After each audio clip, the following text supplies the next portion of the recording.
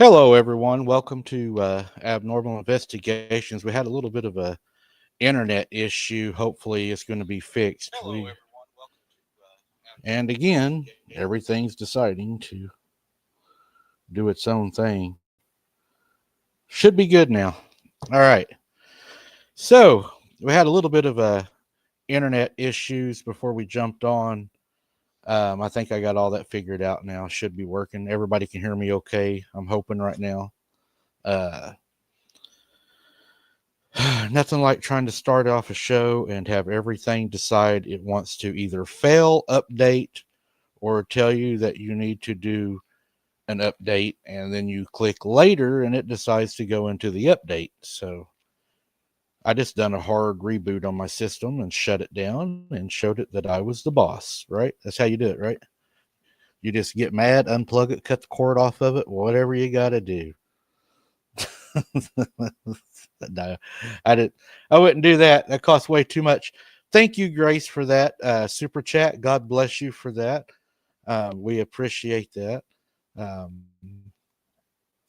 we got a really good show for you guys tonight. I believe you're going to really enjoy it. My iPad's actually working, so that should be a bonus tonight. We got Jesse and Randy here. I'm going to go ahead and bring them in while I do the. I've got a few announcements we're going to do before we start the show. And this is going to be a good one, guys. It's, I don't know. It sounds like something like what might be living in Jesse's house. I'm not sure. She may relate to this one. I'm not sure. I think she has a little friend in her house. I named him, though. His name is Jerome. So everybody say hello, Jerome, in chat. You are not right for that. Oh, wrong. How are you and Randy doing tonight? Doing good. Can't complain. I'm Awesome. here.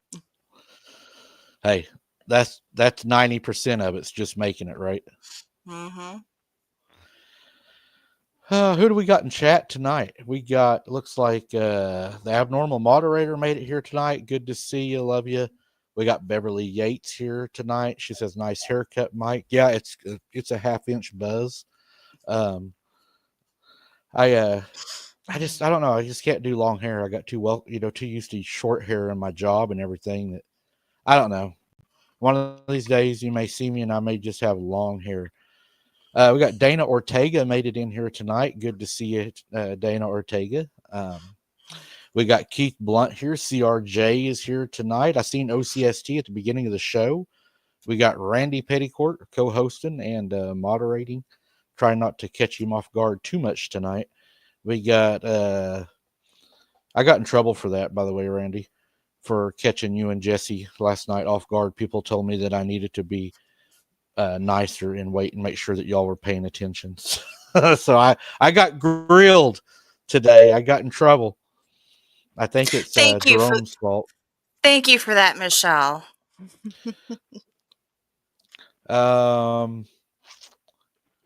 Silver Bullets in here days, moderating. Go ahead, Mike. Just remember, paybacks are best served cold. Just remember that. Exactly. Yeah, I guess whenever I send y'all your candles, I'm going to have to expedite them. Send them first class. That way y'all can hurry up and get those. I'll be putting them back. Jerome can't wait. I live here. Jerome. I don't even want to. Jerome. Hell no. Those are cursed candles. I don't want Jerome. Jerome's excited for them. He can't wait to burn them. Jerome's coming to your house. I've had experience with cursed. I've had firsthand experience with cursed items. And let me just say, the movie The Lord of the Rings, it has some interesting things in there, is all I'm going to relate right now. Maybe we'll do some more on that story on another day. But I've seen some strange and interesting things. There's nothing to play with. I've had a lot of people, say that the Lord of the Rings has a lot of metaphors in it, that if you pay attention to it, there's some hidden messages. And All right, looks like we got a lot of our normal people in here tonight. There's Drew. Drew, if I missed anybody, Dawn Moore's in here tonight. Good to see you, Dawn. Dawn says cursed rings are for sure, Randy. So we'll throw Dawn up Yes, there real they are. quick too. They most definitely are. Maybe that's what Jesse has as a cursed ring, and that's why Jerome followed her home. I don't, unlike I'm no some people, expert in that field, though. no, I don't unlike some know. people, I don't bring things back with me when I do my investigations. So, I don't know about that. I've almost had a conversation with him on your phone. We'll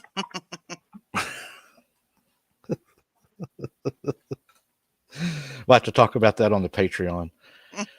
On the announcements tonight, guys. Wide Open Adventures, my other channel, will have a video drop tomorrow. So get ready for that one. That should be a good drop. It's going to get you into our springtime. And we also have a live plan for next Monday for Wide Open Adventures, where Josh is going to try to rejoin us and not hopefully get booted. So he will be able to join us on that live. I would like to remind everybody to please keep D.A. Roberts and his family in your prayers, as they are going through a very tough time right now. So please keep them in your prayers and lift them up, guys. They could really use it right now. So we don't want to forget our friend over there at DAX Machina. Good show, good people, and they need our support right now, guys. They need our prayers, and we're supposed to be the good Samaritan. We're supposed to go to our brother when he's in need, so we need to pray for him. He could definitely use it. Tonight, as we sit here, I am in a tornado watch. My phone just said so. Hopefully, no tornadoes tonight, but welcome to Oklahoma. And don't forget, on the 8th, Chris Cyrus will be joining us on a live. So that was pretty much all I have for the announcement. Does anybody in chat have any questions that they would like to ask before we get started? I got an email from a few people saying that they asked some questions the other night before the live and we didn't get to them. So if you would, or if you do have a question, please put it in capital letters before we start, and I will do my best to answer them. Logan's in the house. He just walked by. And we'll do our best. I believe, and correct me if I'm wrong, Jesse, if you guys have questions and you put them in capital letters and we miss them, Jesse is able to save those questions till the end of the show. Is that right? yes. Yeah, so I'll save them Okay. and we'll make sure we get to them. All right. So we will answer all the questions at the end that we do miss. So all the questions should be answered. If we miss them, it's Jesse's fault because she's supposed to get them. Yeah, As Don long Moore, I as hope we don't everybody get any puts them bad weather in too. as long as everybody puts them in capital letters. Capital letters is the trick. Thank you, Sharon Guy, for that. Randy, Jesse, you have anything you'd like to say before we start the show tonight? It doesn't look like anybody has any questions. So anything y'all would like to add, any prayers or anything that y'all would like to ask for anybody or anything like that, we'll go ahead and y'all have the floor right now. Christy wants to know why everybody thinks she's a myth. Why she's a what? A myth. Myth. MYTH. Mythology. Oh, Christy, you're Christy, I actually do not have an answer. I'm passing that one to Randy and Jesse to answer to you guys for that.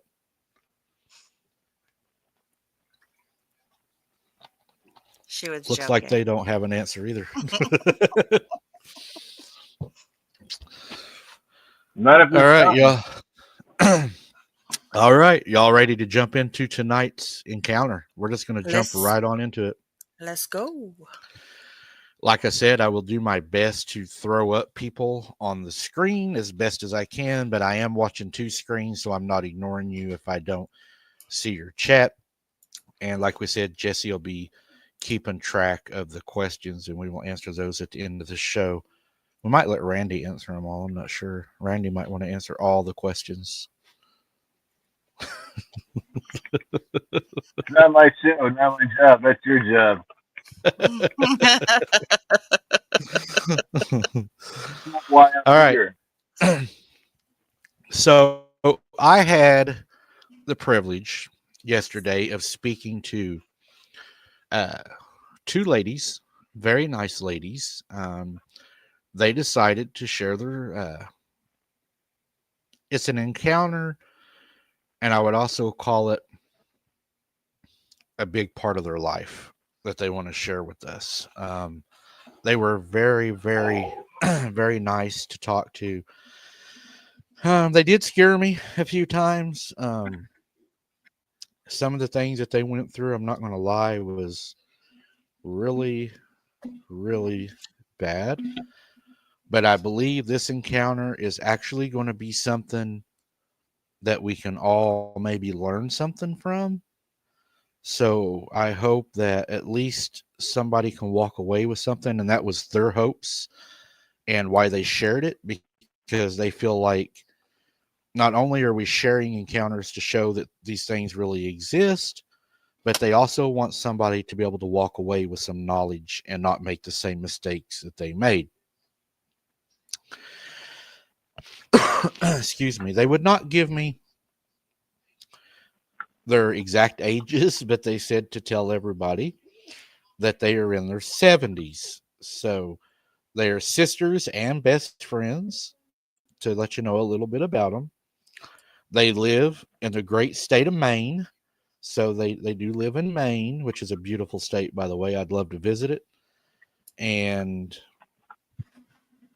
they went through some hell, guys. So we're going to start. Randy and Jesse, as usual, I will let you all give your opinions as we work our way through the story so we can kind of give the audience a neutral opinion and a neutral theory. That's why I don't tell you all anything about it before we start. That way, everybody gets a fresh, new, and everything that Jesse and Randy say. They do not know anything about these stories any more than you guys do. So, Carla, yes, we do have that stuff in our store. Um, we have shirts, we have hoodies, we have coffee cups. Am I missing anything? Shirts, hoodies, I, coffee cups, Christmas ornaments. yeah, there was. I don't know if I pulled them yet or not. I pulled some stuff the other day. I think there might have been a necklace. Wasn't there a necklace at one time?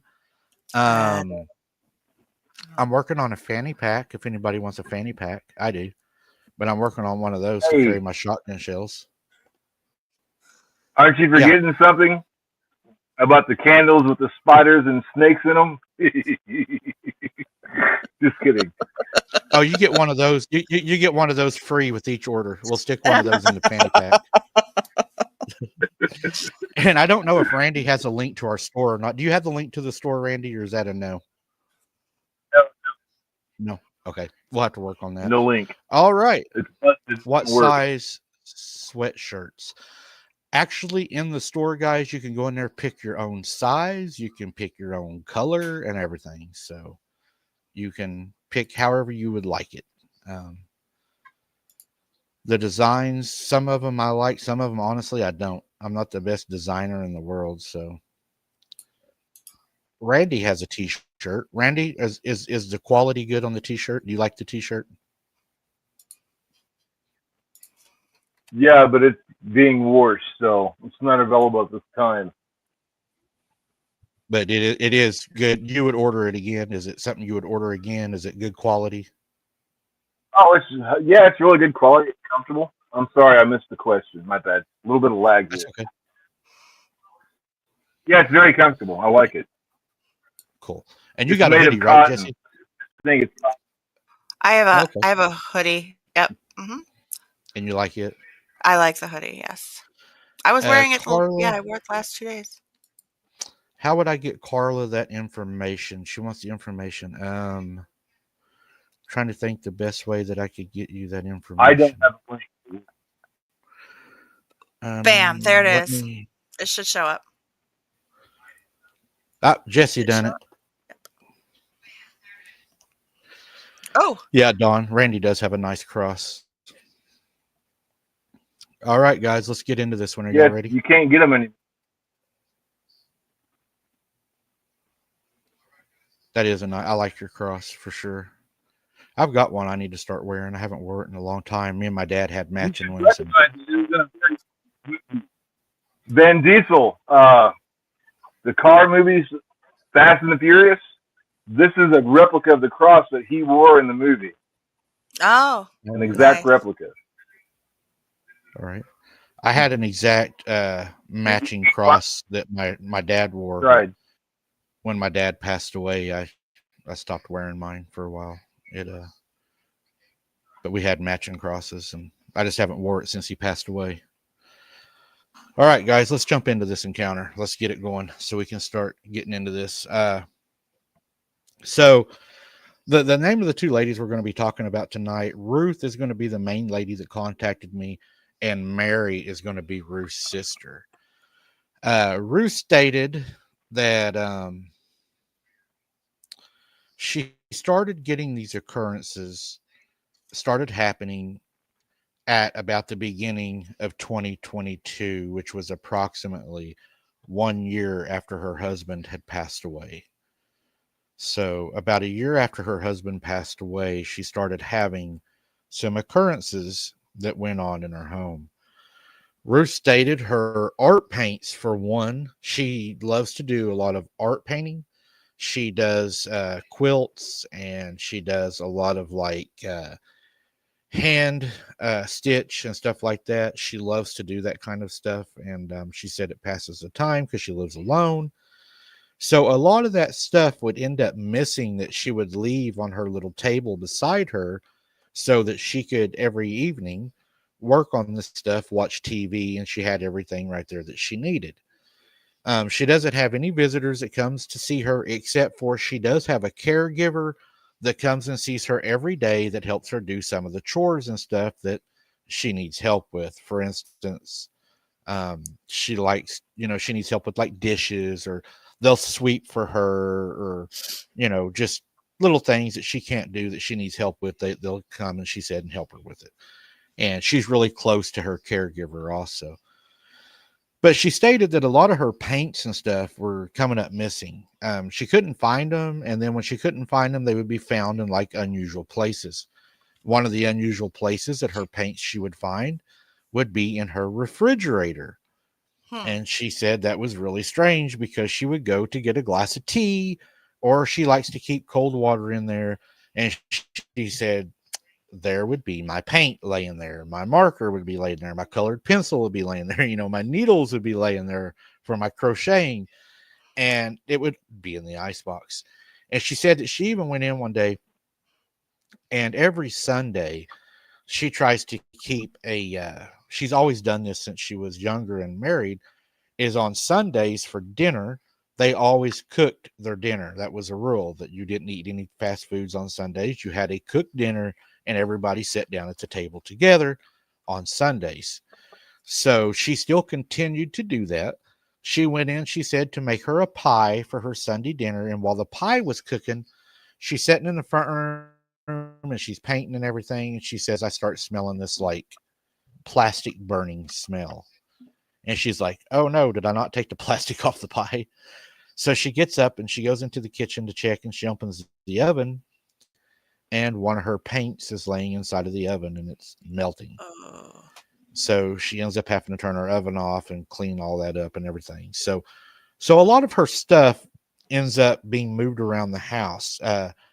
Most of it is placed either in the ice box or in the oven or somewhere in that area. So she thought that was rather strange that it wasn't elsewhere, that it was placed in other areas, not in other areas, but mostly just in that area.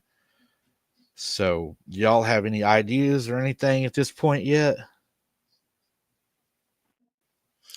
I have spoilers, so I'm keeping quiet. Ruth then stated that one night while she was I'm still waiting for sleeping, the rest of the story. all right, she she said that one night while she was sleeping in her bed, she would lay in her bedroom, and from her bedroom she could look out through her bedroom door and she could see into the front room where she had a nightlight in the front room. And while she was laying in her bed one night, she noticed in the front room there was a shadow. And this shadow was a full size shadow of a man. The shadow is walking around in her front room and she's laying in her bed watching it. So she gets up and she laughed. She says, "I have one of those clappers that you can clap your hands and turn the lights on." She said, "So I clap my hands and the front room lights come on, the lamps." And she said, "I walk in there, real cautiously looking to make sure nobody's in my house." And of course, there's no one in there, right? So she says it's really, really quiet, really barren, there's nobody in there. And I'm thinking, okay, I'm tired, I'm seeing things. So she goes back to bed, lays down, claps her hands, turns out the lights. She's still laying there. She said she's restless, so she looks into the front room and she starts to see this shadow again walking around in the front room. And it's like the shadow is walking back and forth in front of her door. Like, and it's not like it's just like right, back to back, but it does something, walks back through like it's somebody, maybe doing something or, walking past. So she says while she's laying there, she starts thinking, what in the world could that be? So while she's laying there and she watches this shadow, she falls asleep. So the following day, when she gets up and her caregiver comes and everything, she does her normal routine and everything. And as nighttime comes, she said, "I started painting." And when she was doing her painting, she thought she seen a shadow walk in the kitchen.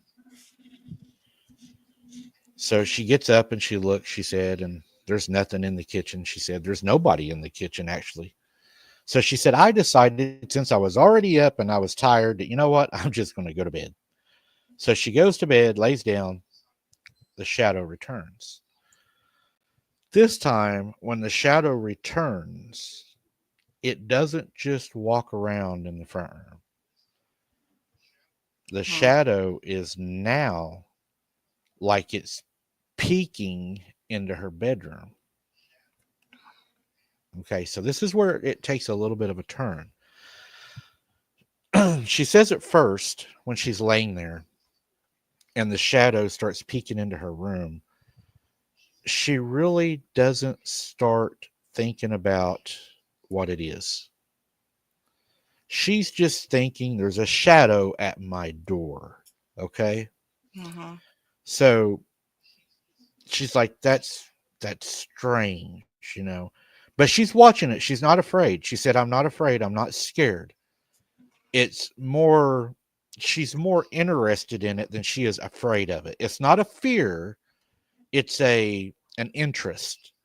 So she says, that morning I woke up, she said, and what really struck me as odd, and she said, I didn't notice it the night that it happened, but that shadow that was peeking in my room, it didn't have a wall or anything behind it. So whatever was peeking in my room was actually three-dimensional. It wasn't a shadow on the wall. It was a physical shadow that had its own properties. It was able to look into her room. So you're not talking about a shadow you're seeing on a wall now. You're actually seeing a black mass in the shape of a man that is now peeking in the door at you. And she said, for some reason, I didn't feel afraid. So she continued the next day doing her daily things.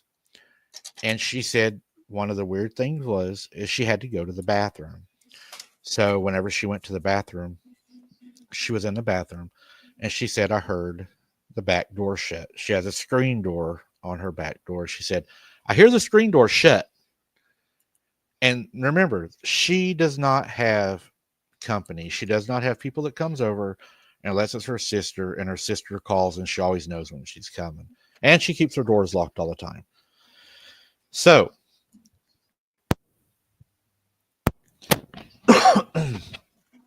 while she's while she's in the restroom, she comes out of the restroom, goes into the front room, sits back in her chair, reaches down to grab her crocheting needles, and there's a lovely rose laying there on top of her blanket that she's working on that is still warm from being outside. And she notices that the rose is actually off of her rose bush that is beside her bedroom window. Hmm. So she takes the rose, goes to the kitchen, gets a vase, puts water in it, and puts the rose in the front room.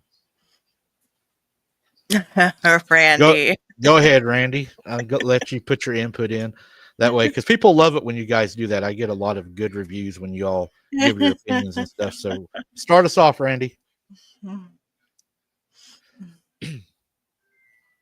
Uh-oh, you're muted, Randy. Sorry about that. Should have burned it. Do not accept it. By her pen in that vase, that sealed her fate. That's saying Maybe. it's okay to do this. It's okay to come into my life. My opinion. So you think she's given it place by accepting the gift? Most definitely. Unfortunately, My I think opinion. I think most people would have seen a rose as something non-malicious. So, Most definitely. Something innocent. yep, Look yep. at Like the wooden horse. or a Trophy. In the feather left on a vehicle when you go out boots on the ground. Right. mm-hmm. Yeah, So you all think it's a big mistake that she Me. accepted the Fine. rose? I would say so. Don says that's interesting. He agrees with Randy. I'm checking chat real quick while we're taking this break while y'all give your opinions. Poltergeist years ago. Stage child at the beginning of the change from a child. Or antlers. Yeah, we did get some antlers left. Hmm. All right, guys, we're going to continue. So that night, she decides she's going to go to bed early. So she goes to bed early and she's laying in her bed and the shadow's back. This time, the shadow is standing at her doorway, again, watching her. She says, the weird thing is, I did not feel afraid. Instead, I felt a sense of comfort and security knowing that it was there watching me. And I felt that it had given me the rose because it had felt the sadness in my heart from losing my husband. I rolled over, placed my back to the shadow, and I said out loud, good night. And she said the shadow replied in her husband's voice, good night, I love you. Mm-mm. She said she did not feel afraid. She felt comforted and she felt like it was not there to hurt her.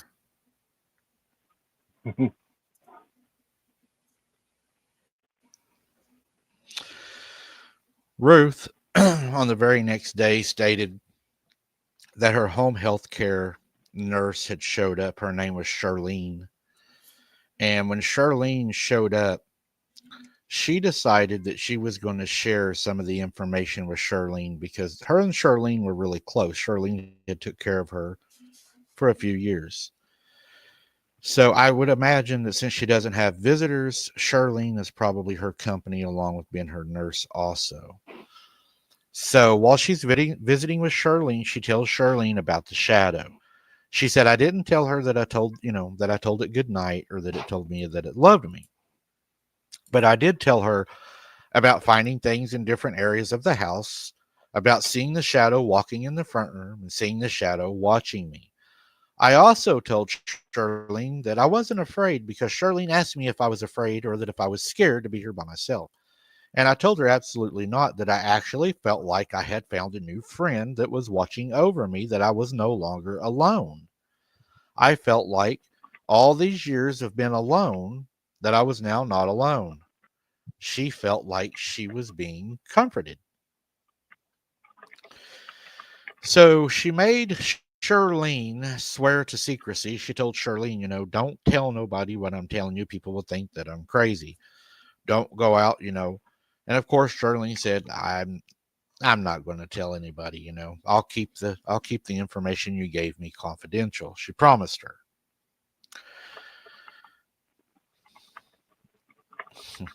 But Charlene had felt that something was off after Ruth had confided in her. Okay. Charlene stated that she knew that she had promised Ruth that she wouldn't say anything, but she also felt that she would not be a good friend or a nurse not to alert her sister and to let her know that something was off.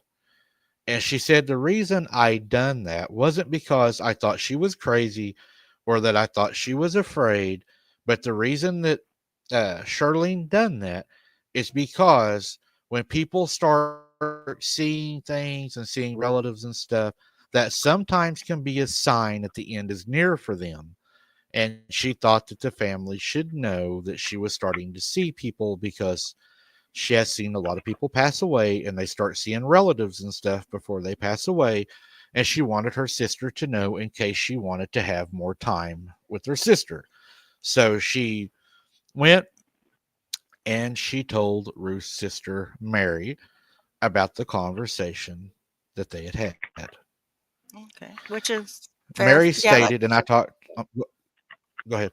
No, I was just gonna say, no, that's very true. I've heard numerous accounts of things like that happening, so that's legit. I nothing wrong with that, I guess.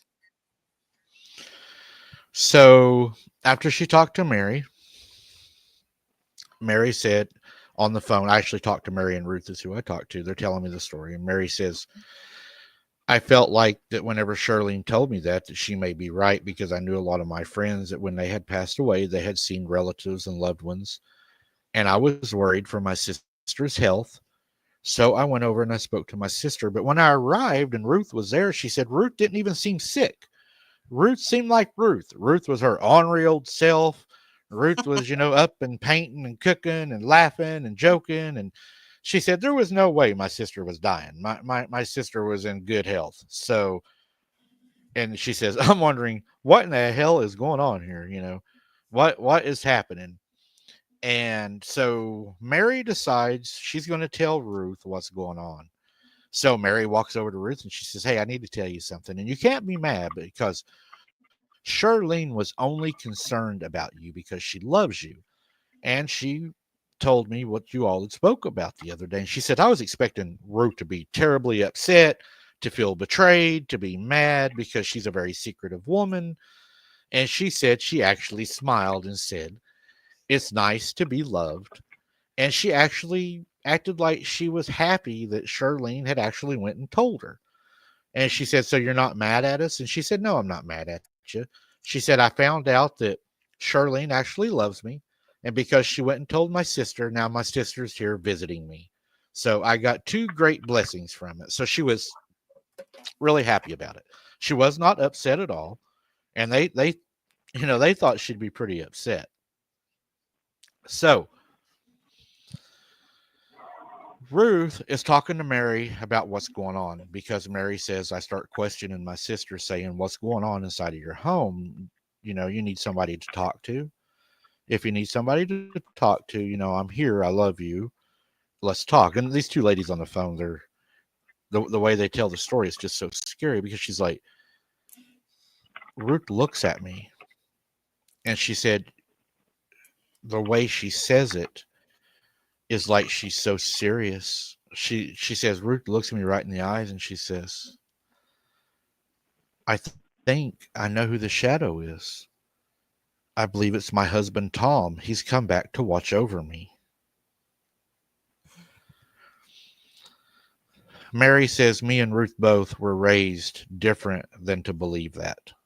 We were raised Christians our whole lives, but she said Ruth was so sincere that she really believed her husband, Tom, had come back to watch over her. They were married almost 50 years.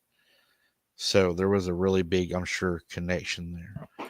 Mm-hmm. And Ruth stated, whenever Mary asked her, Mary said, "So you think this is Tom? Do you really think Tom would come back to watch over you, or don't you think that would be a guardian angel or something?" Trying to get her to kind of look at reality, she said.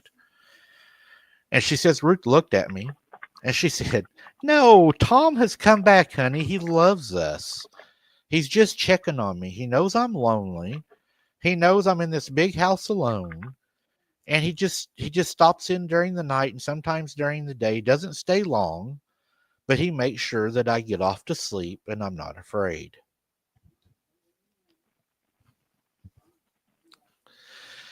So, a few weeks pass. Y'all want to add anything at this point yet? No. Not yet. No, not yet. No. So a few weeks pass and Mary goes over to visit Ruth. This time, Mary is not in such, or Ruth is not in such a good mood. Ruth acts a little frustrated, a little upset. Oh, I got a question. So, sure. So Christy wants to know, is would Tom have been the type of person in life to move things around, like her paints and stuff, while he was alive? Did she say anything about that? I honestly couldn't answer. I don't know. They didn't say, Okay. and I don't want to speculate, not knowing him. But Okay. yeah, that I don't know. Okay. Um, so Ruth is upset, not like crying upset, kind of like she's mad, she's frustrated, and Mary starts questioning her, over and over. What's wrong? I know something's wrong, And Ruth is like, oh my God. She's like just nagging me to death all day long. What's wrong? What's wrong? What's wrong? And they're laughing on the phone. And then finally Ruth says, I have to tell her so she'll shut up. And she's like, I told her, I think I pissed off Tom the other night. Uh-oh. And Ruth looked really angry. So Mary's like, so what happened? How did you piss him off? What did you do? Or what did he do? And she says, well, I was in the shower the other night. And while I was in the shower, I seen Tom being an old pervert peeking in the shower door at me. And she said, whenever I caught him peeking at me, I yelled at him and I said, stop peeking at me, you old pervert. Uh-oh. And what happened? She says, at that moment, Tom slammed the bathroom door, knocked all of her pills off of her dresser in her bedroom that adjoined the bathroom, just shredded them. She said, all over the bedroom, just like took his arm and went down the dresser and just raked them everywhere. She said it scared her because of the sound, how loud it was, and everything. She heard large, like stomping across the bedroom into the front room. So she gets out of the shower. She gets dressed. She said she goes into the front room. And she says, I'm sorry, Tom. I didn't mean to be like that. I'm sorry, trying to calm him down. And she says, whenever I'm saying all of this, all the lights in the house start flickering crazy.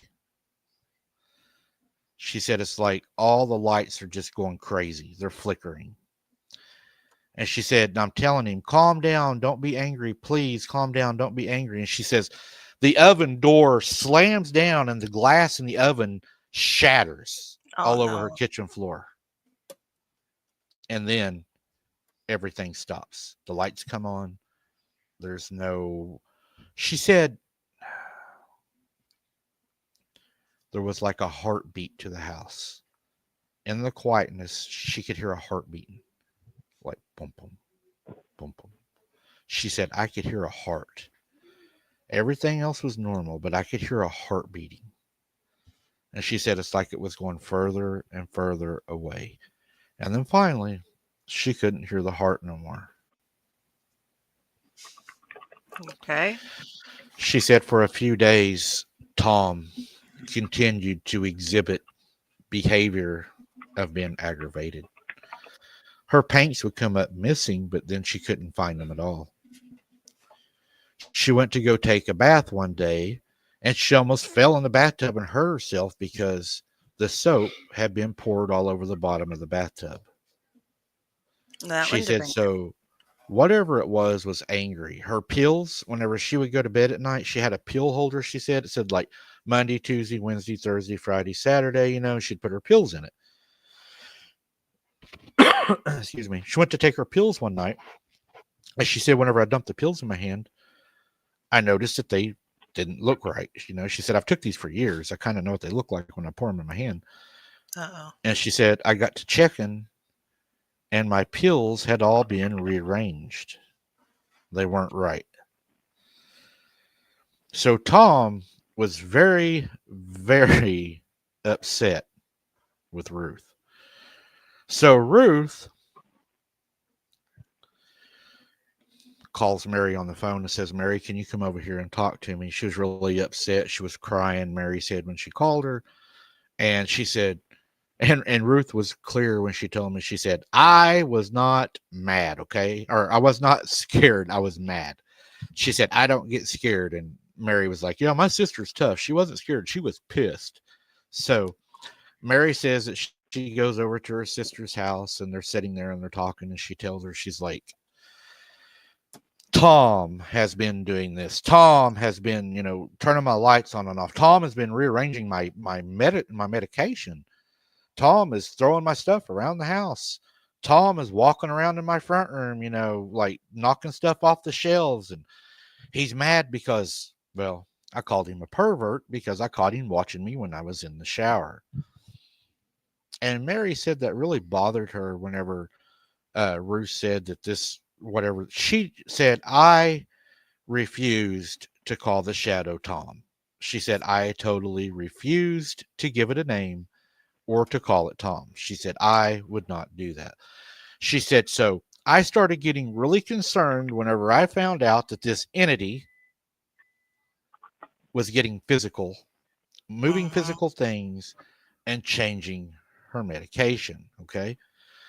So Mary said, I'm stuck in a dilemma. Now I'm starting to wonder, is these things really happening to my sister? Or is she suffering from Alzheimer's or dementia? Or is something else starting to happen to my sister? And she says, I love my sister. I become very concerned for my sister. So I told Ruth, I will be moving in with you for a while and you don't have a say. I'm coming to take care of you. You're going to be okay. She said, I had to know for myself if it was really happening or if she was losing her mind. Because she said, elderly people, we go through some changes sometimes in life to where what we see and hear sometimes isn't always really there. So she said she had stayed there for about 3 or 4 nights and everything had seemed normal. There was nothing out of the norm that happened.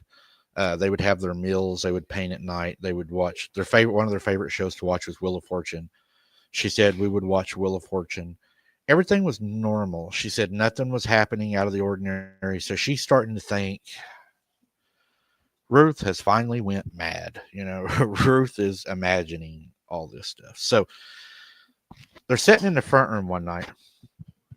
And while they're sitting in the front room, they're painting. And she said, what we're doing is we're painting dish towels, right? They paint dish towels and they sell them. She said, so we're painting these dish towels. And while we're painting the dish towels, she said, Ruth says, damn, I wish I had my purple color. This would have looked a lot better purple than blue. They was painting grapes on dish towels. And she said, whenever she said that, she said, out of the dark room where she keeps herself adjacent to the front room, a purple paint come rolling out of the darkness across the floor and stopped right in front of Ruth. The exact color she was looking for. Mary stated Ruth didn't even seem scared or surprised by the event. Ruth stated, I talk to the presence every now and then, and sometimes Tom does respond to me, and he does help me. He's not all bad. She also stated that she felt like the entity, or she, as she called Tom, was trying to communicate with her and wanted to communicate with her on an even deeper basis. Mary stated, I tried to change the subject because, to tell you the truth, I was completely freaked out. I had just witnessed something that I never even thought I would ever see in my life. I just saw a marker roll out of a dark room, stop in front of my sister, and the exact color she asked for.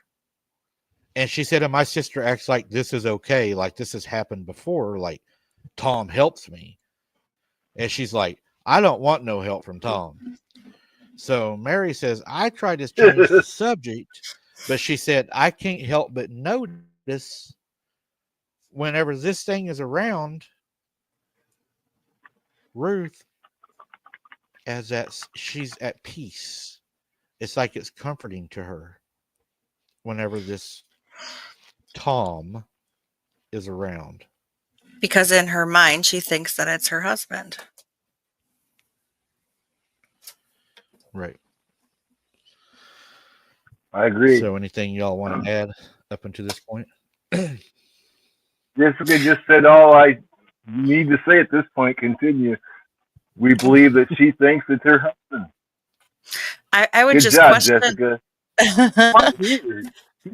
I would just I would just question if, a lot of the things that this entity had been doing were the same attributes that her husband in life had been doing. And if it would match, or if it was because she really wanted to believe that this was her husband.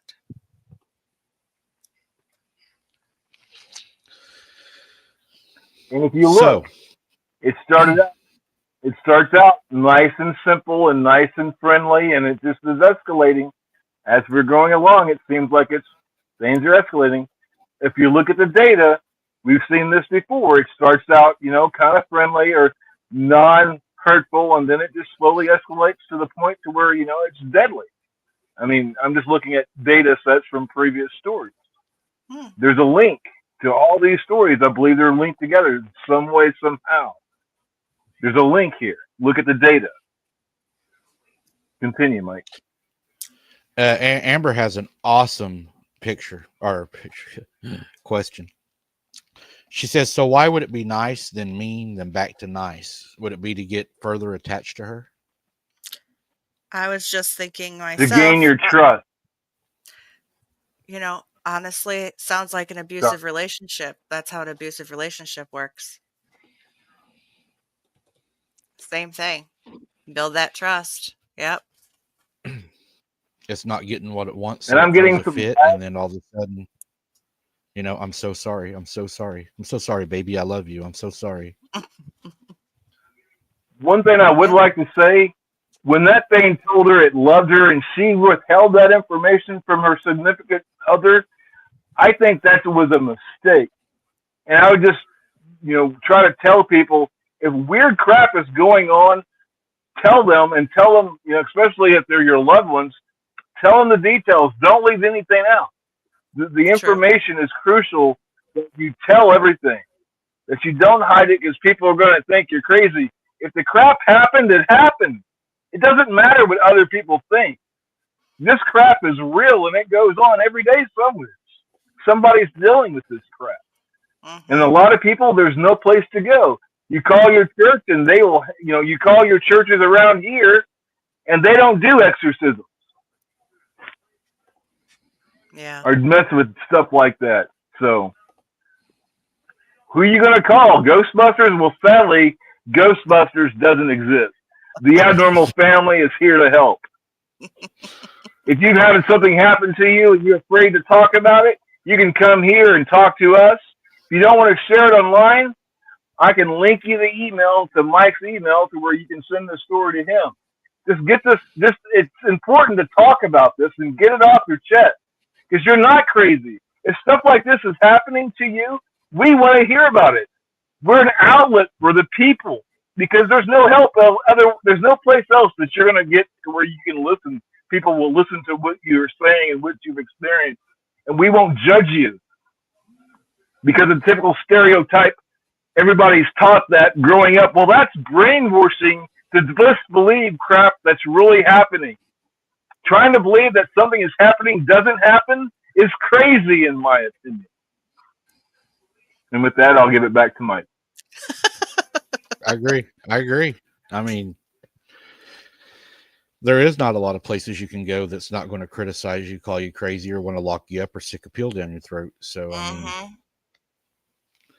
Mm-hmm. um, And pitch you in a straitjacket in a rubber room and tell you it's all just your imagination, your overactive imagination. That Yep. stuff's not real. Bull crap, it is real. Mm-hmm. and then you get to live in a padded You know room how with many no times, help, and it's probably right in there living with you. Whew. how many times is somebody going to lie to you, and then you're going to start believing them that they're telling you the truth? And I'm talking in parables here. If somebody Yeah. continues Right. to tell you something isn't real, and you find out that it does real, when are you going to stop believing this person or this entity? Well, I won't say anything else. I'll let you read between the lines there. I mean, how many times are we told by certain entities that this crap doesn't exist? And I've seen it firsthand. It does. I'll say it. And 3-letter agencies. Okay.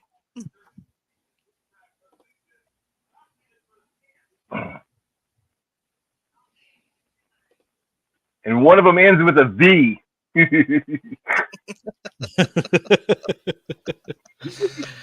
All right. So Mary states that Ruth seems to be at peace whenever this presence is around. It seems like it comforts her, just like she had told everybody else. She's like, I feel comforted whenever this is around. And at one point, Ruth even stated on the phone to me, this is what she said. She said, at the time, Mike, I actually felt that I was grateful to have this presence in my life. I mean, that's coming from her heart. She's being honest. She said, that's truly how I felt. Mm-hmm. I mean, she said, I lived alone. A year is a long time. She said, not to have no friends, not to have a visitor. And whenever something showed up that I felt like was talking to me, she said, I know it doesn't make sense and it sounds crazy. And most people would say that would be scary. But she said, I was never afraid of it at that time. So Mary said, I decided to support my sister, even if she didn't fully understand what was happening or what she was doing probably was not a good idea. And I did state on the phone, I told her, I said, I think that's one of your mistakes was supporting your sister and believing this was okay. And she said, absolutely. She said, I agree with you, Mike. I should have never have made this okay because we know better. She said, we knew better. We were raised better. We knew. But she said, that's where I hope people take something away from this story. Even if you're raised right, you can still be deceived by these things because that is how good they really are. They're very, very, soft spoken. They're car salesmen trying to buy your soul, right? So Yeah. she said, I decided to support my sister. So the next Hey, Mike, morning, yeah, Oliver Peregrine, and if I butchered your name, I apologize, has a very good question. Was her husband into black magic or witchcraft? Also, did he die? How yeah, did he die? Yeah. uh, he passed away from a heart attack, and he was a Christian. So that answers the question. Yeah. Um, the next morning, she said, whenever they woke up, what was really strange is every morning before Tom would go to work, Ruth would get up and she would pack his lunch, put it in a black lunchbox, and he had a thermos that she would fill with coffee. She said, I hadn't made coffee in over a year because I can't stand the taste of it. She can't stand it. She said, so I woke up one morning, and Ruth even said this really happened. They both smelt coffee.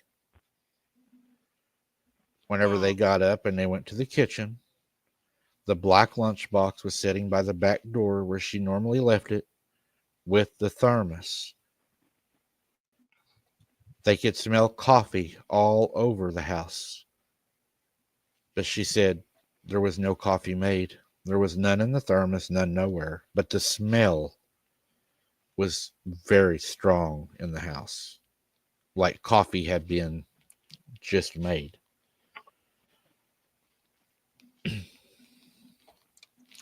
So that night,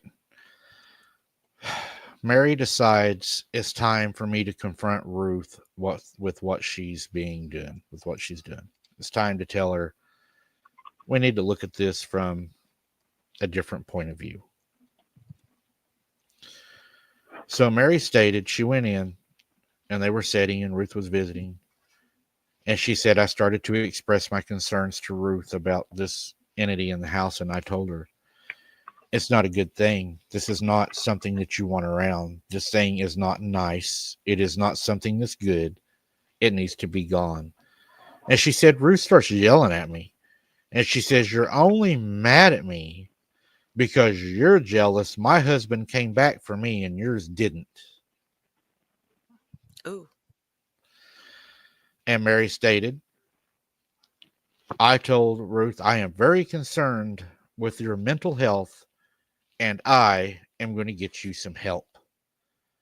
She said, at that moment, the lights in the house turned out, the front door slammed and locked, and something struck Mary across the back. They got up, turned the lights back on. The door was still locked. They unlocked the door, opened the door, and across Mary's back was a perfect red mark of a skinny little belt, she said, just like Tom used to wear. She said, I felt like because I was attacking Ruth, that this entity had just defended her. And she said, that scared the hell out of me. It Mm. physically hurt me. It touched me. And it locked me in the house to be able to do it to where I couldn't leave. And Mm-hmm. it turned out the lights.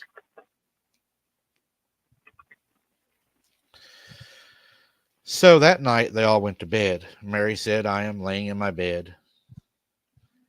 And as I'm laying in my bed, I hear Ruth talking. And she said, Ruth is visiting with this shadow. And she said, as I'm walking into the front room to go to Ruth's room to try to see this shadow, she said, Mike, it was standing right at her doorway. It had its hat on.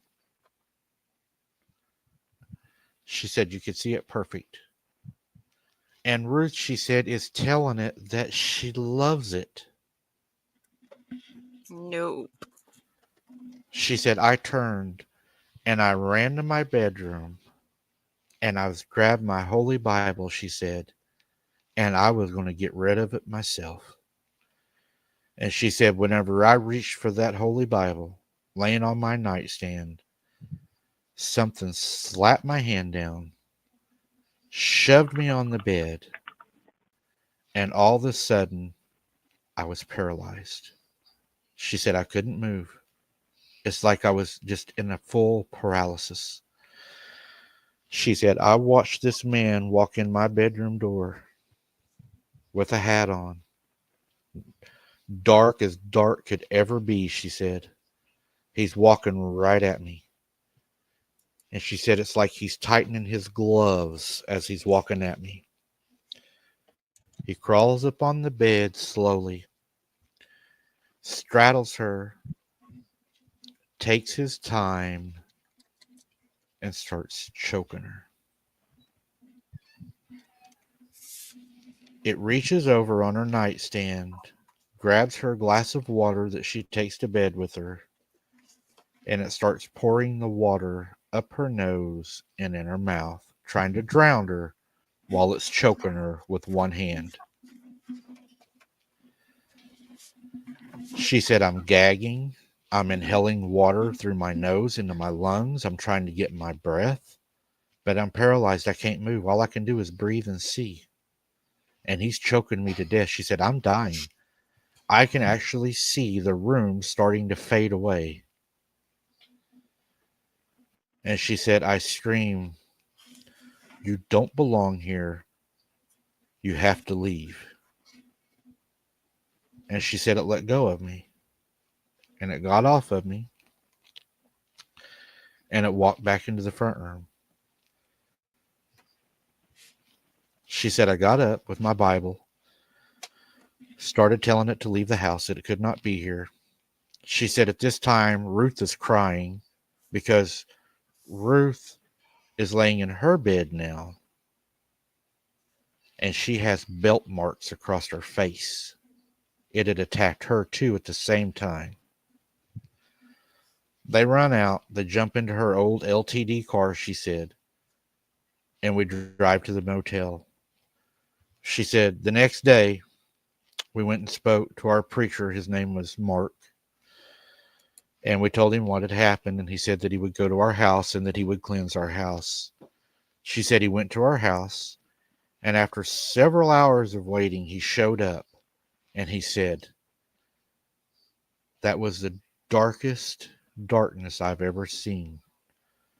It's like it absorbed everything around it, all the light. But he told her it's gone, and it won't be back. He said, I've gotten rid of it. So they're continuing to live in the same home. And they said nothing has happened. Tom is gone. And she said the message that she would like to share with the audience is, do not be deceived by these things. Whenever our loved ones leave, they don't come back. But there are things every day that are evil, that watch us, that know our loved ones, to know us just as well as our family members know us. And they try to deceive us and gain our trust through what they have watched. They're here to kill, steal, and destroy. And I hope somebody at least learned something from this encounter. And they wanted to thank everybody for listening. So that's what happened.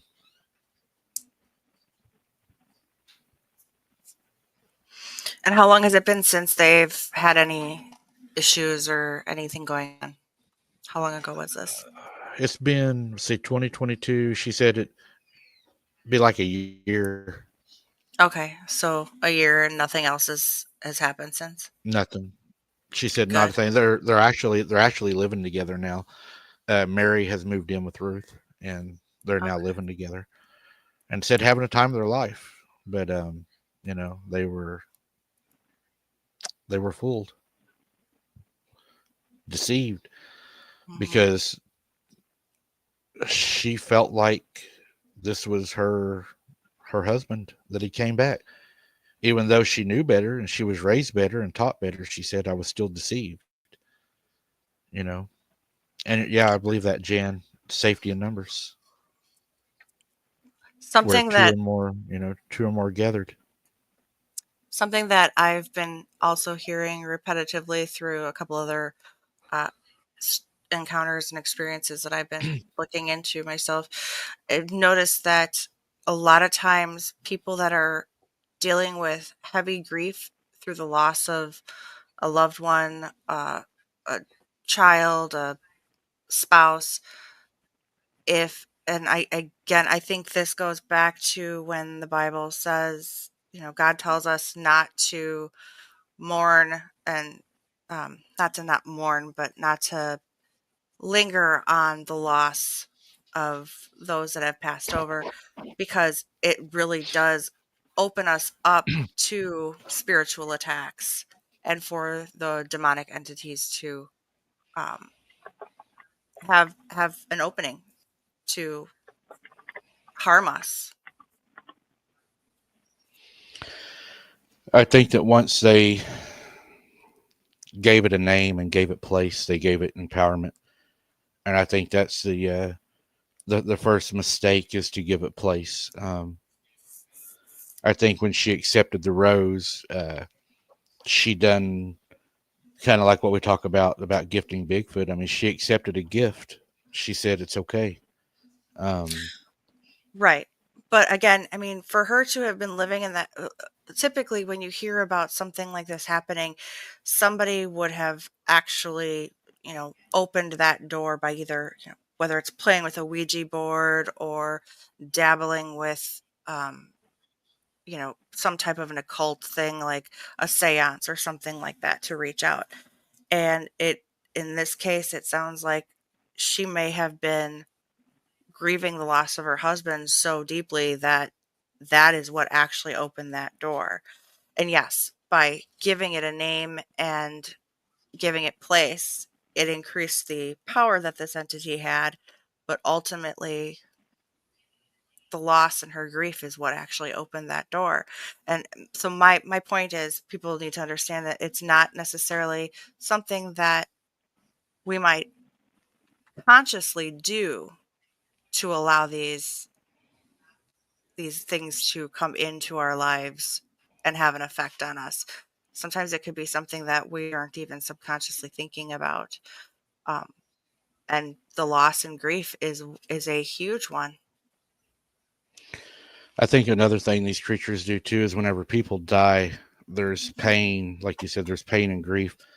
But what a lot of people, I don't think, understand is, in everyday life, we know that there is familiar spirits, and these familiar spirits are demons, and they follow us and they watch us every day of our life. They know every secret. They know your routine. They know your favorite smell, your favorite color, what you like, what movies you watched, what time you went to bed, what you enjoyed. And whenever you die, these familiar spirits try to play on that weakness at that moment. And the familiar spirits will try to entice you to make you believe that they are your loved one, that came back. And me, as in my, my belief in Christian belief from the Bible, is once you're gone, you don't come back. And familiar spirits, they play on that, they they try to gain your trust through grief. And you have to know that these entities, they know you, your loved ones, and everybody around you as good or better than you know them, because they're always there. It's I think, like what Jesus says, you're to test all spirits. You test them, because when they come back, it reminds me, of that old saying, they come back.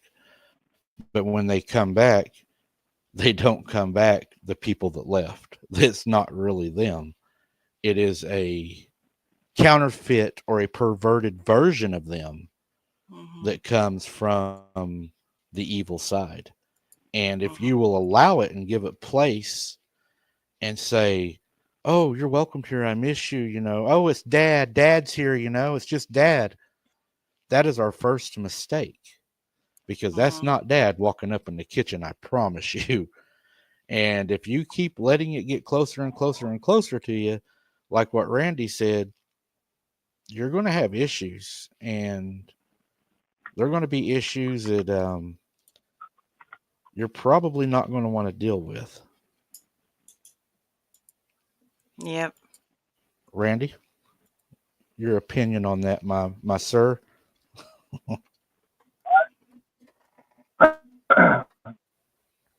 But I agree both with Jerry what y'all said. I was going to bring up 2 Corinthians 5:8, the New Living Translation. Yes, we are fully confident, and we would rather be away from these earthly bodies, for then we will be at home with the Lord. When a 100% human being dies, you don't stick around on this earth. You either go to heaven or you go to hell. Now, if you've got 1% something else in you, well, you probably hang around here for until Revelations 2012. That's your end. That's based on my understanding of Scripture. So what you're saying is kind of like where it talks about to be absent from the body is to be present with the Lord. Exactly. I I think the And these message stories, that you can see, looking at the data of the stories, it starts out, something simple, nonchalant, and then it escalates to, being life and death. And Dana was talking about, we have to be on guard at all times, paraphrasing. We have to guard of the yeah, devil all the time because, especially when you're going through mourning, that's when you need to be, you just have to trust in God and lean on his understanding. Because as long as we're here, if Jesus tarries very long, we're all going to die. If he tarries very long, we're all going to face death. Jesus It's where told we us, didn't go. he, that the one thing we owe him is a death. We owe Jesus a death. Mm-hmm.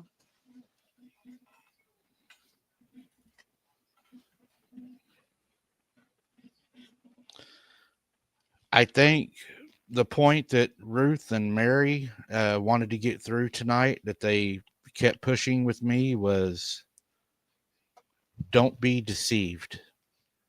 You know, that was the main thing that they kept telling me that they really wanted to get across is don't be deceived. Whenever our loved ones die and us as, Christians, it's not goodbye.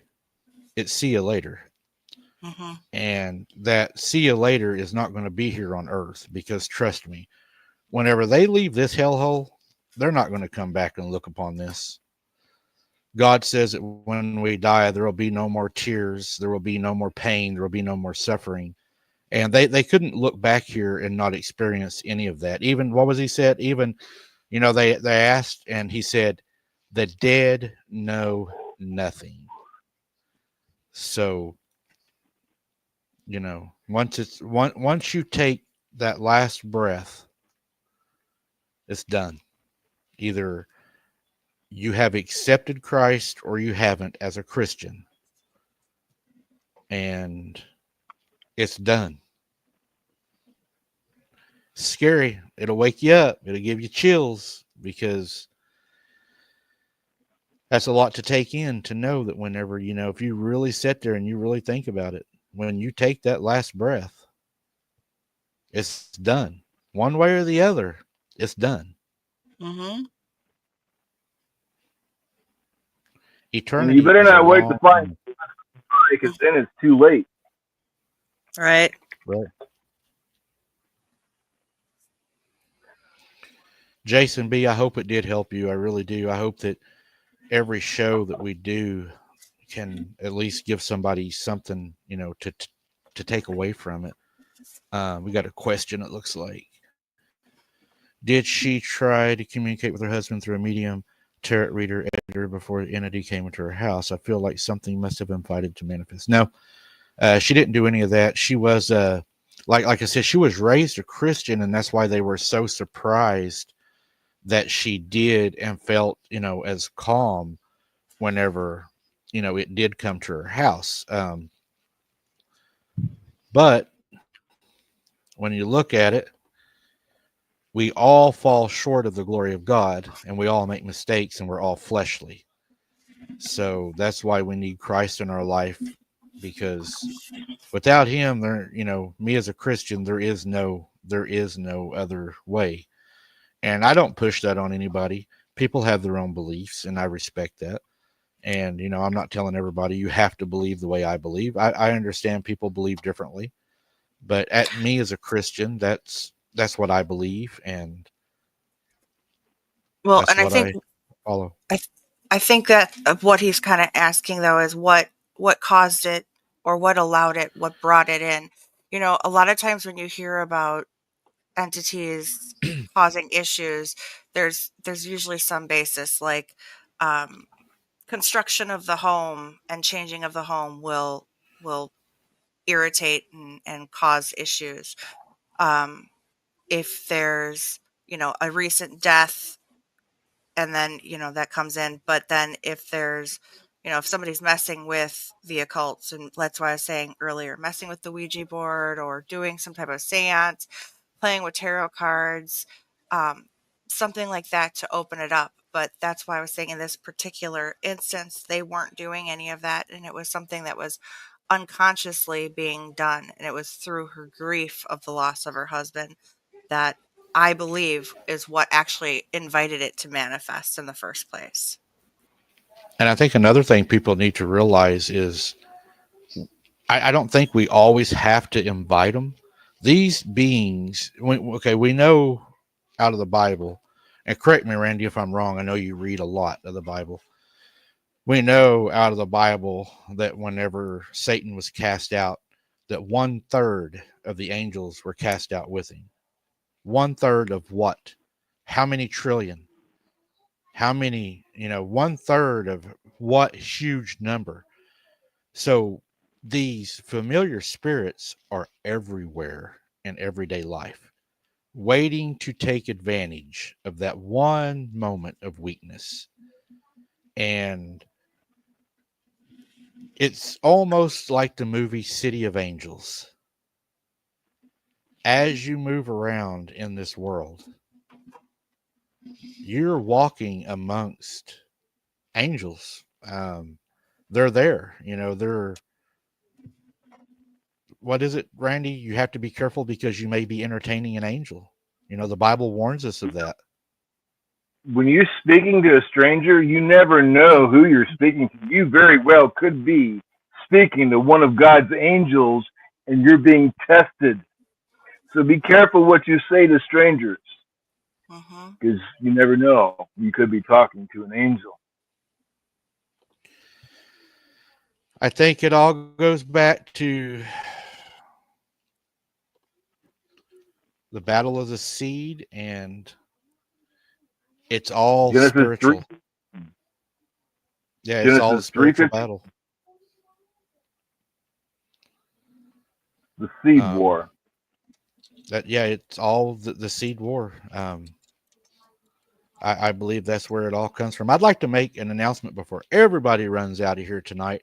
Wasn't planning on doing this, and I'm sure everybody will like this. I'm planning on going boots on the ground Wednesday night at 8 o'clock p.m. So we should have a boots on the ground Wednesday night at 8 o'clock p.m. I'm planning on pulling that off. So I am working on that. If anybody has any questions they would like to direct to Jesse, Randy, or myself, put them in capital letters. And did we miss any, Jesse, or did we grab pretty much all of them this time? Um, looks like yeah, looks like pretty much got everything. Don Moore had asked at the very beginning if you had had dogman activity on the property we grew up on, but not necessarily with the show. That I grew up on? Yeah. Yeah, every night. That was hell. And I am writing my book still. The book is still being written about my grannies. And as soon as I get that book done, I will get it published. DA Roberts has offered his assistance in helping me get the book done and to get it published and everything. So another thank you to DA. And yeah, I'm working on the book. My mom is overseeing it to make sure that what she went through and her brothers and sisters, her mom and everything from when she was a child is correct. And then what I went through growing up. So as soon as I get that book done and everything, we'll get it out. It's taken a while, but I'm trying to get everything in there. I don't want to miss anything or forget anything. Um, Everybody always asks me questions about my granny's house. Um, you know, the weird thing is whenever she passed away, and I don't know because when she did pass away, whatever was down there stopped coming around. But you really can't say that it's because Granny passed away because while she was sick, the sisters and all was staying the night with her. So when she passed away, that kind of got rid of everybody. So you really don't know what the attachment was. Was it one person? Was it everybody? Everybody said it was my mom. Her brothers, sisters, all the friends unanimously believe my mom was why it was there and what it wanted. So that's pretty scary. Um, I'm glad it wasn't me it picked. I seen a question just now. For some reason, my chat just went crazy. Did y'all see that question? It was About helping the people near the some. Verdigris River. I didn't see that one. I saw one. It could have been. It had like preacher in it or something. Oh, it was the one Here about we go. Here the. we go. Oh, it's gone. What did you think the pastor did to get rid of the evil entity in her house? I know that the Bible was most likely used, but do any of y'all know the general process of it? Randy. Somebody is asking for help. Latricia Bergfield. Well, I need help, she says. Then my house is a paranormal nightmare. So I linked her your email there. So Latricia, if you want to send your stories there to Mike, and he'll see what he can do to help you out. I just thought I'd share that with you, Mike. The All story, right. we've seen this. It just seems like repeat the data. Looking at the data alone, follow the data, follow the And to truth. answer Jason's question, the preachers will go in and they will have a set of scripture that they will perform in the house to exercise the house, to cleanse the house. Um, there, you don't find like what Randy said. Not all pastors will do that. There's some that will do it, some that won't do it, some that say they are called upon by God to do it. Some believe that it takes to be able to do that. So they they just use the word of God, and in the word of God, there's power in the name, and the faith. The faith is a huge factor, and when they go battle that, because just like with the demons we talked about the other night, when the guy went and tried to fight the demons, and the demons said, "We know who Jesus is, but we don't know who you are." So I mean, yeah, the Do it. name has power, but if you don't have the faith, you might just get a butt whooping.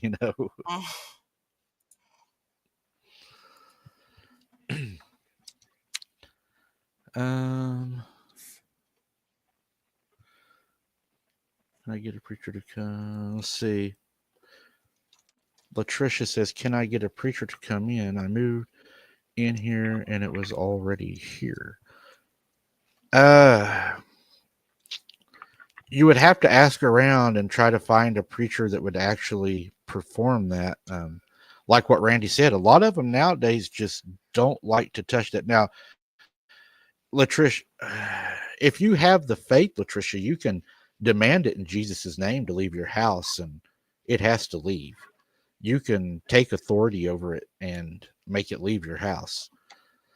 Um, I hope that what you're going through isn't really bad, because I know that can be scary. Another thing she could possibly do is reach out to a Catholic church, a local Catholic church. And if they won't talk with her, if she has any close friends that are of the Catholic religion, they might be able to get her that in to speak with one of the priests there. And I only say Catholic because they are usually a little bit more apt to help in situations like that. If none of her local churches will help her. Pretty much going to have to call around.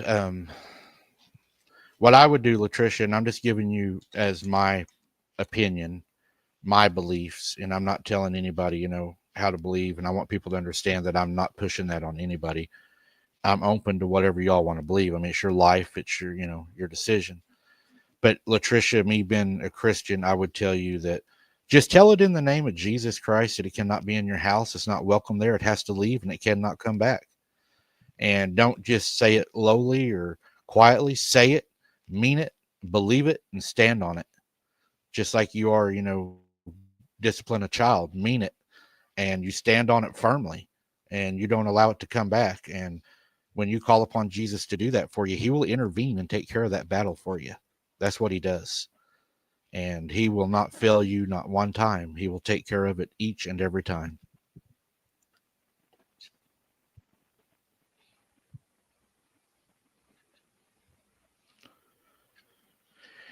Well, I don't see any more questions. That's all I know to say. Randy, would you like to add anything to Latricia? You think anything else would help her out? Um, just you need to rely on your faith in God. You have to have absolute faith that which you read out of the Bible is 100% true, and trust God absolutely through this. Trust Him, and when this stuff starts happening, all you have to do is scream out, "Jesus, help me!" And I assure you, your angels are going to take care of the problem. The emergency words during a paranormal event, "Jesus, help me." That'll save you more than anything else will.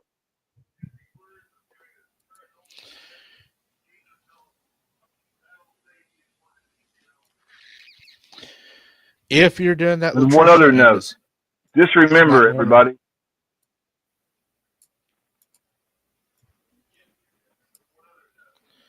I was just going to say, if she's doing that and it's not going away, then she may be dealing with more than just a regular demon. She could be dealing with an old demon, a stronger demon, and there's people that know how to deal with that. Thank you. I kind of was hoping, yeah, if it's something attached to more of the land and it's been there for a long time, yeah.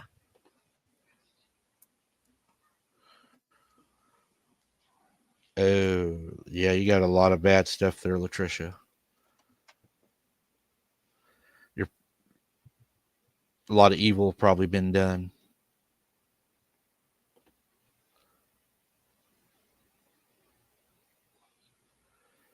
Yeah, Psalms 91. That's a powerful prayer.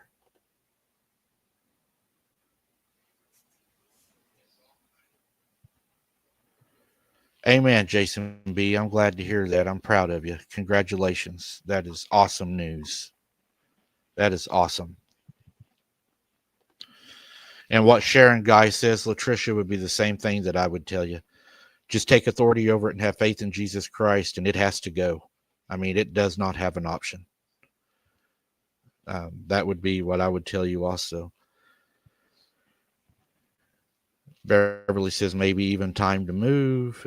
Stay strong, Jason. Jason, we're proud of you, man. We believe in you and know that you can stay strong. And we look forward to seeing you here next time too. Maybe even Wednesday night with the boots on the ground. What do you say, Randy? You been ready for a boots on the ground? Most definitely. We're going to I'm see ready who to gets get out there. paid on the bait night with Mike tomorrow night or Wednesday coming up. Wednesday night. Hoorah! We have a night off tomorrow. Woohoo! Yep, we're dropping a regular video tomorrow. I'll actually be filming for Wide Open Adventures. If anybody's interested, Wide Open Adventures is our outdoor channel. We're going to be having a live on it next Monday. Josh is going to be joining us. It's going to be a great live. Hopefully, Josh has got his phone fixed, and we are going to be targeting some spring fish. So, if anybody can guess what we're going to be going after, that's going to be a really good show. I think Kaylee might join us on that Monday, and she might be talking about some of her cookies that she might be selling on that channel, Randy. Kaylee's going to be selling cookies. You think you could get up enough guts to try one of her cookies? Which one? I want. Who's cooking it? Kaylee's going to be making I'm cookies getting. on there. Who? I couldn't hear Well, you. she said maybe. She said maybe, but if she don't, I'm going to steal her recipe and I'm going to sell them. Kaylee, Roman said. Randy. Roman said we don't need a night off. Well, I don't have any more encounters that's been sent in to me. So right now I'm back to dropping the regular videos that are sent in to me, the daily videos. So until I get somebody that gets with me and they want to share an encounter, guys, it looks like that's going to be it. Now, Wednesday night, I'm planning on going boots on the ground. I'm going to give you all a boots on the ground Wednesday night. Hopefully Saturday night, somebody will get with me and we'll have another investigational video for Saturday night. As much as everybody likes these, we'll try to break down some of those. And who knows? We'll see what happens Saturday night. Maybe the following Monday, we have the Wide Open Adventures live. But maybe the Sunday night after the Saturday, maybe we can have another boots on the ground. Me and Josh can get together and we can go down to where that candle place was. I would love to go there, and we got to get there pretty soon. So we're going to try to work our way down to that location. And I got to get Randy and Jesse a candle before they get it cleansed down there. So I want to make sure they get it authentic and not a watered down candle. So I got to get in there and get it while the getting's hot. But yeah, I do hope to get in there before they get it cleaned. Be sure to get yes, Silver Bullet, appreciate that. be sure to get some with spiders for dinner. If I get my mail one of these days and there is a candle in it, you think paybacks are a bitch? Just wait. You ain't seen nothing yet. I think I'm just going to get her one of each. I will be the one. It'll be him Dana or had, him. There you Yeah. go. They're saying Dana has a question. Did I miss Dana's question? So Lisa Ann had a question, and I was trying to see if you sidetracked me. I want to make sure I get everybody. So Latricia said she's going to put pictures on Facebook of what she's caught. Lisa Ann said she had a question. Dana said she has a question. Could the spirit have attached to a caregiver from another patient that died and left with Ruth? Could be.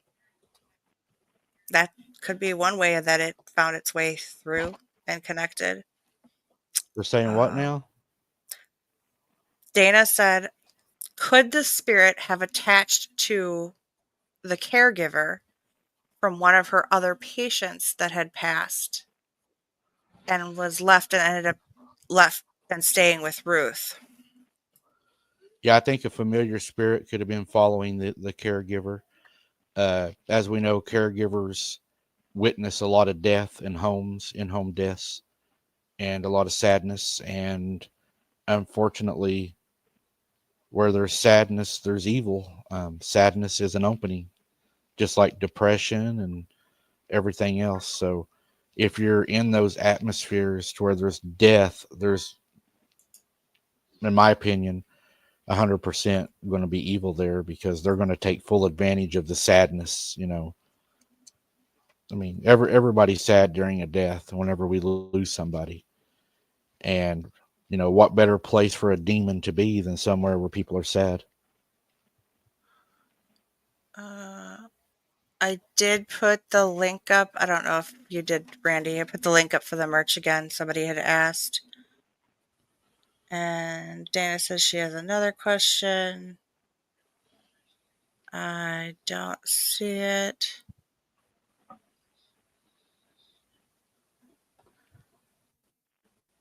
Uh, uh, um,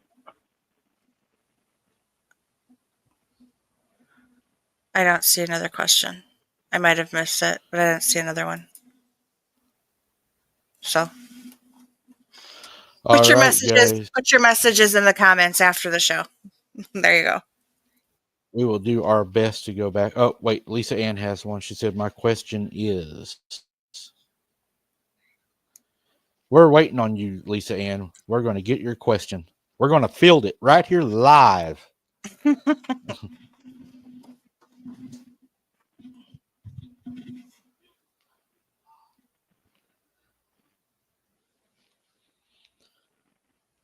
Randy, I'm going to have to work my way down to your part of the state sometime. You got any bullfrogs down there?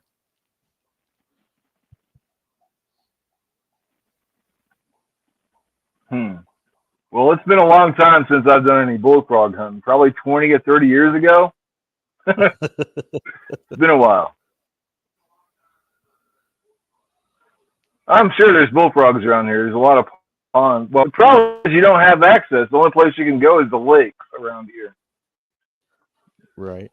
So, Lisa Ann, what I'm going to do on this question, since you do have a good question, I am going to do it like this. Since my opinion is going to be different than others, I'm going to answer you, then I'm going to let Jesse answer you, and then I'm going to let Randy answer you. That way you can get 3 different opinions. You asked if the ghost was haunting the house. No. Number 1. No, that's not what she was asking. I'll stop you right now. Yeah, I don't believe in ghosts. No, she was. There was a long story. She said one day years ago, her aunt and uncle lived in an old house. One day she was washing dishes and feeling someone sneaking up on her. Who she thought was her uncle, she got water in her hands and threw it over her shoulder. So if it was a ghost and the house was supposedly haunted, did it get wet? That's her question. Okay. Again, I don't believe in ghosts. There's demons. Ghosts don't exist. When you die, to be absent from the bodies, to be present with the Lord. God says that when you're dead, the dead knows nothing. We cannot return as Christ did. Christ was the only person to ever return. So whenever you dead, it is until judgment. We owe Christ one death. There's so many other scriptures I could go into. But as far as a demon, if you throw water behind your shoulder and the demon is there, would the demon get wet? Sure. I think there's a possibility that the demon could get wet. We know that they're able to inflict harm on people. They're able to scratch people. They're able to shove people. They're able to move physical items. So I don't see why one couldn't get wet. But as far as a ghost, I don't believe in ghosts. Ghosts to me are demons. I think that if we start believing in ghosts and start trying to contact ghosts, we're doing exactly what Jesus Christ told us not to do. We're committing necromancy, and we're trying to speak to the dead. So I absolutely do not believe in them. I believe they're all familiar spirits, and they're trying to deceive us into believing there's something they're not. And with that, I'll pass it on to Jesse and then Randy to give their opinions on it. I can't answer that question.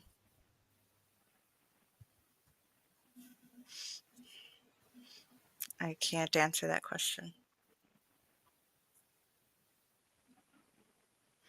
I Randy? plead the fifth. There we go. I would say you pretty much covered it, Mike. I just, Can you? I think, yeah, I can hear you. I think you have a pretty good lag, I think is what's hurting you tonight. But I think that, the moral to the story is, and just like what Ruth and Mary said tonight, I don't think it could have been said any better, is don't be deceived. Remember, kill, steal, destroy, lie, deceive, destruction, possession. That is what they're here for. There is no do-overs. Once you take that last breath, and then you're gone. And I believe that God sends us comforting angels to comfort us in hard times. But as far as your loved one coming back, I don't believe that. As far as scripture, I don't believe scripture supports that. Randy, let you have the last word on that. I would agree with what you said on that, Mike. And Jesse, you're going to abstain. I played the fifth. All right, guys. I hope we have answered everybody's questions that we can. I mean, it's just, I'm just giving you my opinion, guys. Ghosts are cartoon characters, in my opinion. Evil spirits are looking for vessels to take over. Yeah, Michelle, just like the pigs. Of course, that's just my stance on my Christian beliefs and what I've been raised in scripture that I've read. And that's pretty much what I would tell somebody if I were asked. So I don't see any more questions. I think we've just about answered everybody's questions. Randy, I need some headphones like yours that doesn't have the little thing around in front of my face.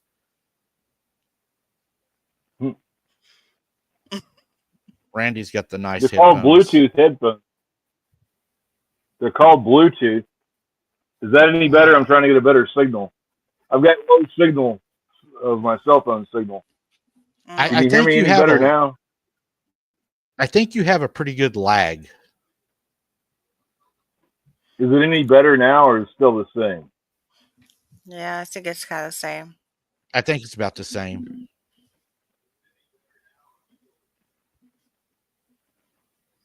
Yeah, it's Yeah. okay. We're almost done. We're almost done. We're going to let Jesse start walking us out right now so we can wrap this one up. Jesse, you can go ahead and then we'll pass it on to Randy. Well, I'd like to say thank you for everybody being here tonight and joining us for another fantastic show. Hope everybody got something out of it and had something to take away. And again, we would not be here if we didn't have followers like you. So thank you again for everyone being here. God bless. May you stay healthy and safe until we see you next time.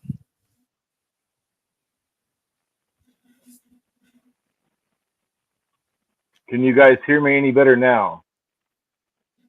Can hear you. No. The Abnormal Investigation Channel, shining a light into the darkness, revealing the truth about the real world we live in. Good night, God bless, and thank you for showing up and supporting the Abnormal Investigation Channel tonight. We love you. Good night.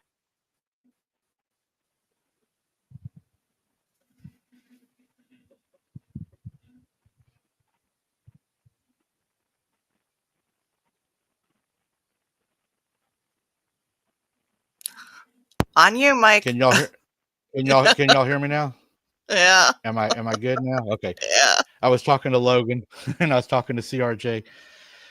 Yeah, guys, I want to thank each and every one of you for showing up tonight. Without your support, we wouldn't be able to do this. And I also want to ask you to please don't forget D.A. Roberts and his family, to keep them in your prayers, as they really, really need your prayers. Really good guy, and going through a really hard time. And let's try to lift him up, and let's remember him tonight, in our prayers before we go to sleep, or before you eat, or whenever you say your prayers. I had a great night. I enjoyed doing these. I hope we'll receive another one soon. Maybe we can do it Saturday night if we can receive one and get it fielded and everything. But I really enjoyed doing these, and I really enjoy the input of our subscribers. It really makes for an awesome and great show. Like I said, you guys are the ones that do it. If you want to re-listen to this sometime and you don't want to rewatch it, or if you want to rewatch it, it'll be on our show. But if you don't want to rewatch it, you just want to listen to it, it will be on Spotify by tomorrow. And also, tomorrow we will be releasing another video of wide open adventures. We're under a tornado watch and everything, so we'll be doing a lot of weather, working on the garden. Logan's got some ideas, some animals coming in. We're trying to get Hunter set up with some stuff.